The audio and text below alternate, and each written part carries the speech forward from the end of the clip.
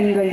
இந்த பட்டிமன்றத்தில் மனிதகுல வளர்ச்சியை நிர்ணயிப்பது அறிவா அன்பா என்ற தலைப்பில் தீப்பொறி பறக்க விவாதிக்க வருகிறார்கள் எம் பள்ளியின் 9ஆம் வகுப்பு மாணவ மாணவிகள். நடுவர் கோகுல் அவர்களையும், அன்பே என்று பேச போகும் ஹேம் பிரசாத் யாமினி தேவி அவர்களையும், அறிவே என்று பேச போகும் லக்ஷனா பூவரசி அவர்களையும் வருக வருக என வரவேற்கின்றோம். உங்கள் வாதங்கள் அனலை கிளறட்டும், தெளிவை பிறப்பிக்கட்டும். அன்புடைய பெற்றோர்களுக்கும் சிறப்பு விருந்தினர்களுக்கும் இருப்பால் மாணவர்களுக்கும் கோகுல கிருஷ்ணனின் கனித்தமிழ் வணக்கங்கள். உலகத்திற்கே தேவைப்படும் தலைப்புதான் இன்று எங்கள் பள்ளி எங்களிடம் தந்திருக்கிறது. ஒவ்வொரு நிகழ்விலும் எங்களை பேச வைத்து நெறிப்படுத்தி அழகு பார்க்கும் ஆசிரியர் பெருமக்களின் பொற்பாத கமலங்களை வணங்கிக் கொள்கிறேன். கற்காலத்தை கடந்து ஆற்றங்களில் கூடாரங்களை அமைத்து விவசாயம் என்னும் விந்தையை புகுத்தி உலோக நாகரிகங்களை உலகுக்கு கொண்டு வந்து விஞ்ஞான கண்டுபிடிப்புகளால் இன்று நாம் வாழும் வாழ்க்கை முறையை மனித குலம் பெற்றிருக்கிறது. காலை எழுந்தது முதல் இரவு தூங்குகிற வரை அறிவியல் கண்டுபிடிப்புகள் இல்லாமல் நம் வாழ்க்கை இல்லை என்பதும் உண்மை. அதே சமயத்தில் கண்ணை சாப்பிட்டாயா, பத்திரமாக பார்த்து பள்ளிக்கு சென்று வர வேண்டும். சாலையில் ஓரமா பார்த்து போகணும். நண்பர்களோடு கவனமா பேசணும். இதுபோல் அன்போடு குழந்தையை பார்த்து அன்னை சொல்லக்கூடிய வார்த்தைக்கு ஈடாக அகிலமே இல்லை. ஆக நம் வாழ்க்கை மகிழ்ச்சிக்கு பெரிதும் தேவைப்படுவது அன்பா அறிவா என்பதை ஆராய்ந்து நாம் ஒரு முடிவுக்கு வர வேண்டுமானால் இரண்டு அணியினரின் எதிரெதிர் கருத்துக்களை முழுமையாக கேட்க வேண்டும். முதலாவதாக அன்பு என்ற தலைப்பில் பேச வருகிறார் ஹேம் பிரசாத். அனைவருக்கும் என் அன்பார்ந்த வணக்கத்தை தெரிவித்துக் கொள்கிறேன். அன்பிலாரெல்லாம் தமக்குரிய, அன்புடையார் என்பும் உரியர் பிறருக்கு என்று வள்ளுவர் அன்புடைமை என்னும் அதிகாரத்தை நமக்காக எழுதியுள்ளார். அறிவுதான் மனித குல மகிழ்ச்சியை தீர்மானிக்கும் என்று அமர்ந்திருக்கும் உங்களுக்கு ஒரு கருத்தை தெரிவித்துக் கொள்கிறேன். நீங்கள் அனைவரும் அறிந்த ஒருவர் தான் ஹிட்லர். அவர் அறிவால் சூழ்ச்சியால் சிறந்த ஒரு மனிதன். ஆனால் அவரை அனைவராலும் ஏற்றுக்கொள்ள முடியவில்லை. ஏனென்றால் அவரிடம் அன்பு என்னும் மனித தன்மை இல்லை. உயிர்களின் மதிப்பு அவருக்கு தெரியவில்லை. அறிவுதான் மகிழ்ச்சியை தரும் என்று கூறும் எதிர் அணியினரை ஒரு கேள்வி கேட்கிறேன். அன்பில்லாமல் எந்த ஒரு விஷயத்தை பெற்றோர்கள் மற்றும் ஆசிரியர்கள் கூறினால் அதை உங்களால் ஏற்றுக்கொள்ள முடியுமா? கூறுங்கள். ஒரு வீட்டில் இரு பிள்ளைகள் இருக்கிறார்கள் என்று வைத்துக் கொள்வோம். ஒருவன் அறிவாளியாகவும் மற்றொருவர் அன்பாகவும் இருந்தால் உங்களுக்கு யாரை பிடிக்கும் என்று கூறுங்கள். அன்பிருந்தால் தாழ்மை, எளிமை, பணிவு, கருணை ஆகிய அனைத்தும் நிறைந்த ஒரு மனிதர்களாக காணப்படுவார்கள். நாம் வணங்கும் கடவுள்கள் அனைவரும் கூறும் கருத்து ஒன்றுதான். அனைவரிடமும் அன்புடன் இருங்கள் என்று கூறியுள்ளார்கள். அன்பிருந்தால் கடவுள் நம்மை நோக்கி வருவார். அன்பிருந்தால் கடவுள் நம்மை நோக்கி வருவார். ஒவ்வொரு குடும்பத்திலும் அன்புடன் இருப்பவர்களால் மட்டுமே அந்த குடும்பம் மகிழ்ச்சியுடனும் இருக்கும். அறிவு மட்டும் இருந்தால் தன்னுடைய அறிவை பயன்படுத்தி என்னென்ன வழியில் செயல்படலாம் என்றும் எப்படியெல்லாம் பணம் சம்பாதிக்கலாம் என்றும் யோசித்துக் கொண்டே இருந்து தன்னுடைய குடும்பத்தில் உள்ள அனைவரின் தேவைகளையும் அறியாமல் இருப்பார்கள். நடுவர் அவர்களே, இறுதியாக ஒரு கருத்தை தெரிவித்துக் கொள்கிறேன். நாம் அனைவரும் அறிந்த ஒரு கதை. இந்த உலகத்தை யார் முதலில் சுற்றி வருகிறார்களோ அவர்களுக்குத்தான் இந்த பலன் என்று கூறியவுடனே அன்பின் காரணத்தால் தன் தாய் தந்தையே உலகம் என்று நினைத்து சுற்றி பழத்தை பெற்றுக் கொண்டார் விநாயகர் என்று நமக்கு தெரியும். எனவே மனித குல மகிழ்ச்சியை தீர்மானிப்பது அன்பே அன்பே என்று கூறி விடைபெறுகிறேன். நன்றி, வணக்கம். மிகவும் அழகாக அன்பின் கருத்துக்களை திருக்குறள் மூலமாகவும் வரலாற்று நிகழ்ச்சிகள் மூலமாக எடுத்துரைத்துள்ளார். இப்பொழுது அறிவே நமக்கு தேவை என பேச வருகிறார் லக்ஷனா. அனைவருக்கும் என் சிறந்தாண்ட வணக்கத்தை தெரிவித்துக் கொள்கிறேன். எதிரணியினர் மட்டும்தான் திருக்குறளை கூறுவார்களா? நாங்களும் கூறுவோம். எப்பொருள் யார் யார் வாய் கேட்பினும் அப்பொருள் மெய்ப்பொருள் காண்பதறிவு. எந்த ஒரு பொருள் குறித்து எவர் எதை சொன்னாலும் அதை அப்படியே ஏற்றுக்கொள்ளாமல் உண்மை எது என்பதை ஆராய்ந்து தெளிவதுதான் அறிவு என்கிறார் திருவள்ளுவர். அறிவு இருந்தால்தான் நன்மை எது தீமை எது என அறிந்து கொள்ள முடியும். இறுதியாக எதிரணியினர் ஒரு கதையை கூறி முடித்தாரே. அன்பின் காரணமாக தாய் தந்தையை சுற்றி பழத்தை பெற்றுக்கொண்டார் என்று. ஆனால் மற்றொருவரான முருகர் அறிவுபூர்வமாக சிந்தித்து உலகை சுற்றி வர வாய்ப்பு கிடைத்துள்ளதாக எண்ணி இருக்கலாம். நடுவர் அவர்களே, ஒரு கருத்தை தெரிவித்துக் கொள்கிறேன். எதிரணியினர் அன்பு அன்பு என்று கூறுகிறார்களே, அவர்கள் ஏன் பள்ளிக்கு வருகிறார்கள்? அன்பே போதும் என்று நினைத்துக் கொண்டு வீட்டிலேயே இருக்கலாமே. வேலைக்கு செல்கின்ற இடத்தில் நீ அன்பானவனா என்று பார்த்து அவர்களுக்கு வேலை தருவது இல்லை. அவர்கள் கேட்கும் கேள்விகளுக்கு அறிவாக பதிலளித்தால் தான் வேலை கிடைக்கும். அறிவு வளர்ச்சியின் காரணமாகத்தான் கல்வித்துறைகளிலும் தொழில்துறைகளிலும் பல வகையான முன்னேற்றங்களை காண முடிகிறது. ஏன் நீங்கள் பயன்படுத்தும் ஒளிபெருக்கி, மின்விளக்கு, மின்சார பொருட்கள் இல்லை என்றால் உங்களால் வாழ முடியுமா? அறிவு வளர்ச்சியின் காரணமாக தாமஸ் ஆல்வா எடிசன் பல்பை கண்டுபிடித்தார் என்றால் அவருக்கும் அவருடைய குடும்பத்தினருக்கும் மட்டுமென்று நினைக்கவில்லை.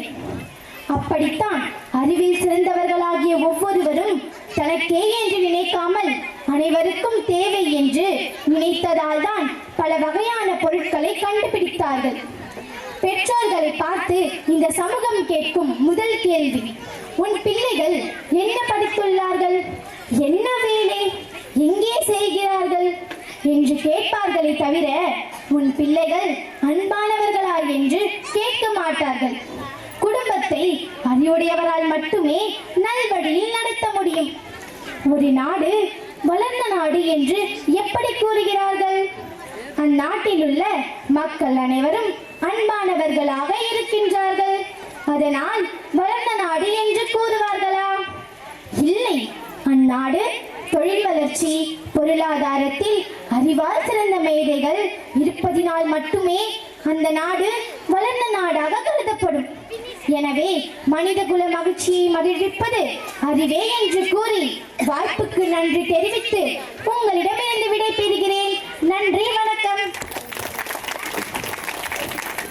மிகவும் அழகாக அறிவினால் விளையும் நன்மைகளையும் பயன்களையும் கருத்துக்களையும் தெளிவாக கூறினார். இப்பொழுது அன்பே என்ற தலைப்பில் பேச வருகிறார் யாமினி தேவி.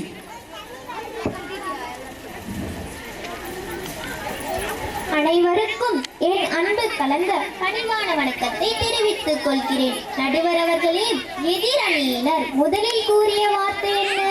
என் சிறந்தாழ்ந்த என்ற வார்த்தை தான் அன்பு. அறிவு வளர்ச்சியினால் இந்த நாடு முன்னேறியுள்ளது என்று கூறுகிறார்களே, இந்த முன்னேற்றத்தினால் எவ்வளவு கேடுகள் நாட்டில் உண்டாகிக் கொண்டிருக்கின்றன. உதாரணமாக செல்போனை எடுத்துக்கொள்வோம்.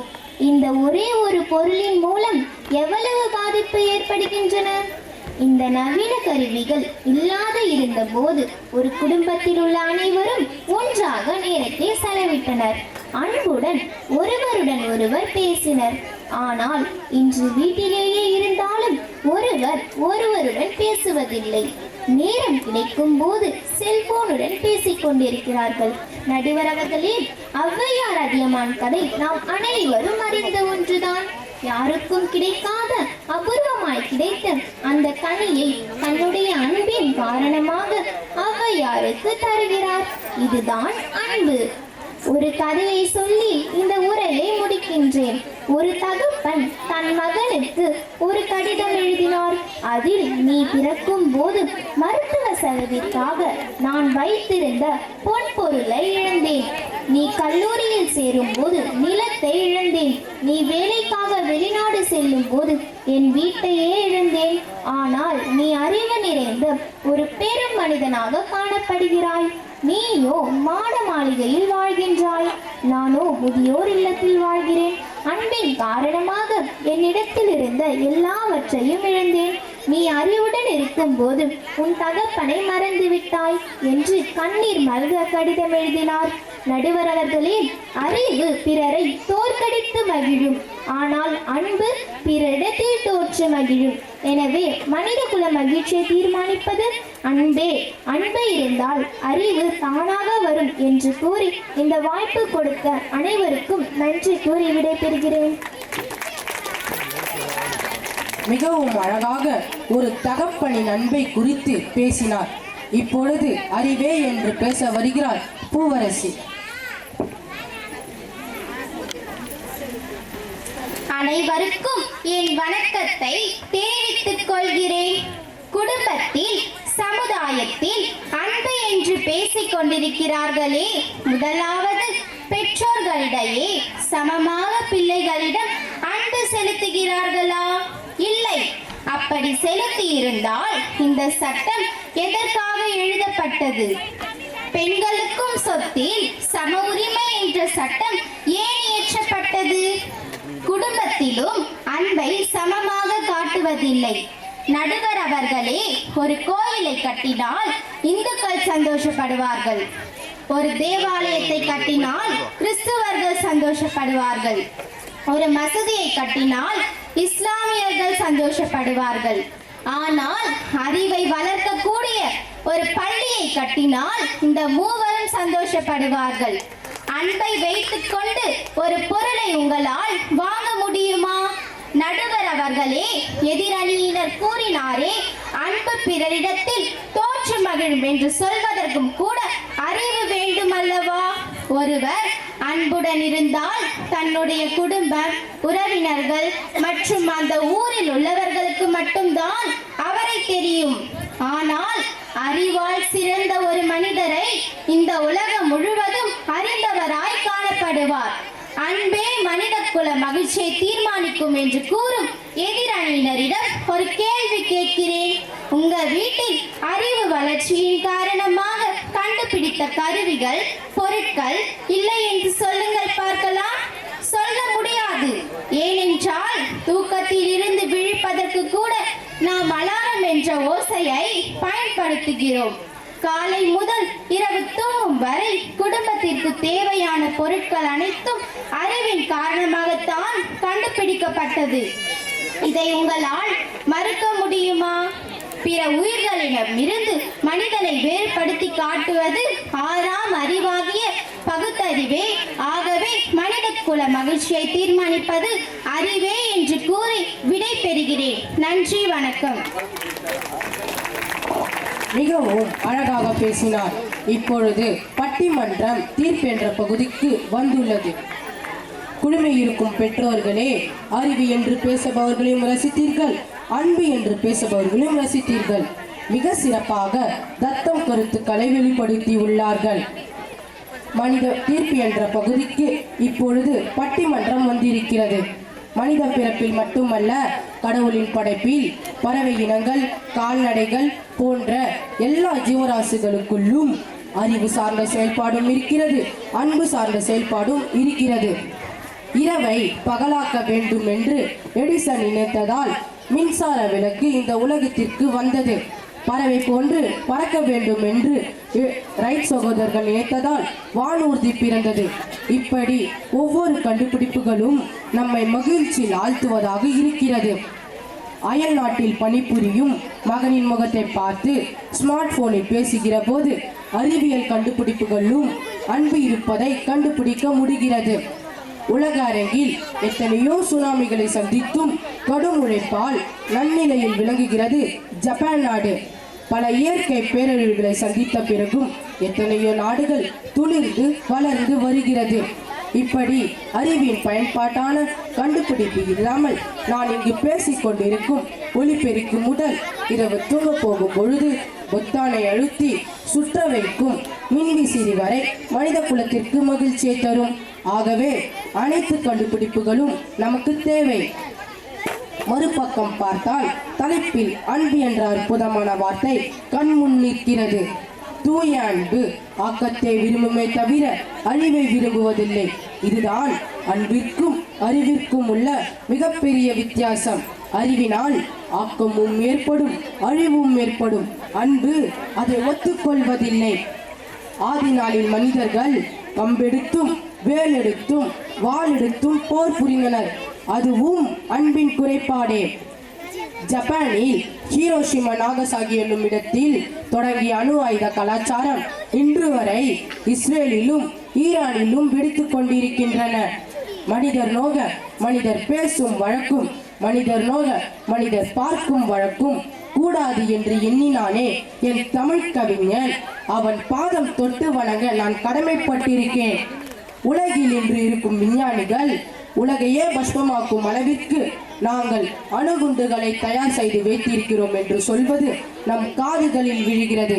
ஆகவே ஒரு தெளிவான கருத்தை உங்கள் முன் சொல்ல கடமைப்பட்டிருக்கிறேன். அன்பு அழிவை விரும்புவதில்லை. ஆனால் அறிவினால் நன்மையும் நடக்கிறது, தீமையும் நடக்கிறது. ஆர்னால்டாயன்பி என்ற வரலாற்று அறிஞன் மீண்டும் 3ஆம் உலகப் போர் மூலமானால் ஒரு புது மனித இனம் தோன்றும் என்றும், அதாவது உலகில் ஒருவர் விடாமல் இறந்து விடுவார்கள். அணுகுண்டுவின் கண்டுபிடிப்பால் இவையெல்லாம் முற்று பார்த்தால் மனித குலத்திற்கு தேவைப்படுவது என்ன? ஞானிகள் கூறிய அன்பு மொழிகளே நமக்கு தேவை. உலகில் எந்த மூலையில் வாழ்ந்த ஞானிகளும் யாருக்கும் தீங்கு செய்ததாக வரலாறே கிடையாது. ஆகவே என் உயிர் திரளும் என் உயிர் போல் எண்ணுகின்ற பாங்கு வேண்டும் என்று பாடியுள்ளார் எங்கள் பெருமான் வள்ளலாரின் பாதத்தை தொட்டு. அன்பும் சிவமும் இரண்டு என்பர் அறிவிலார் என்று பறைசாற்றிய திருமூலரின் பாதத்தை என் சென்னியில் தாங்கி மனித குல மகிழ்ச்சிக்கு எப்பொழுதும் தேவைப்படுவது அன்பே அன்பே என்று கூறி விடைபெறுகிறேன். நன்றி, வணக்கம். சரியான தீர்ப்பு நடுவர் அவர்களே. உங்களின் தீர்ப்பு மனிதகுல வளர்ச்சிக்கு அன்புதான் அடிப்படை என்பதை அழுத்தமாக பதிவு செய்தது. பங்கு பெற்ற அனைத்து மாணவ மாணவியரின் வாத திறமைக்கும் முயற்சிக்கும் மனமார்ந்த பாராட்டுக்கள்.